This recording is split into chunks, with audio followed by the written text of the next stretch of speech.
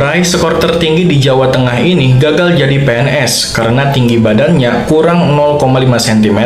Seorang buruh pabrik asal Boyolali yang bernama Tri Cahyaningsih mencatatkan skor tertinggi dalam seleksi kompetensi dasar atau SKD CPNS Kementerian Hukum dan Hak Asasi Manusia di Jawa Tengah. Namun, ia harus menerima kenyataan pahit karena gagal di tahap selanjutnya akibat tinggi badannya kurang 0,5 cm dari syarat minimal 158 cm. Meskipun kecewa, seorang buruh pabrik ini tetap berusaha dan ia telah beberapa kali mencoba mengikuti seleksi CPNS sejak tahun 2017. Akan tetapi, ia selalu terkendala di berbagai tahap terakhir. Dan tahun ini guys, seharusnya menjadi peluang besar baginya karena batas usia maksimal diperpanjang hingga 35 tahun. Ya, dengan skor 476 itu, ia membuktikan kemampuannya meski akhirnya terhenti di tahap seleksi kesehatan. Asli sih gelo banget ya guys ya. Padahal cuma kurang 0,5 cm doang. Ini malah gagal jadi PNS. Asli sih susahnya minta ampun. Padahal skillnya ini sangat luar biasa.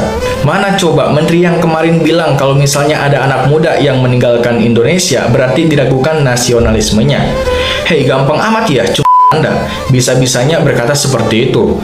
Coba lihatlah ini Pak. Ini salah satunya, udah masuk skornya tinggi, cuma ia terhalang dengan tinggi badan doang. Ini malah tidak lolos jadi PNS. Ya, jadi jangan salahkan kalau misalnya ada anak muda yang pergi ke luar negeri. Harusnya negara Konoha ini bisa mengevaluasinya kenapa banyak anak muda yang meninggalkan negara Konoha ini. Salah satunya buruh pabrik ini, mau jadi ASN pun dipersulit. Padahal nilai skornya tinggi, skillnya juga bagus, cuma kurang dari tinggi badan saja. Tetapi tidak lulus. Ya, jadi wajar saja ya guys ya kalau misalnya ada anak muda yang meninggalkan negaranya sendiri karena mereka juga ingin bekerja di luar negeri. Ya, bukan tanpa sebab, karena mereka juga ingin mewujudkan cita-citanya. Ditambah lagi di luar negeri banyak lowongan pekerjaan yang tentunya persyaratannya ini tidak sesulit seperti di negara Konoha ini. Coba bayangin guys, di negara Konoha ini nyari kerjaan pun sulit, persyaratannya juga sulit.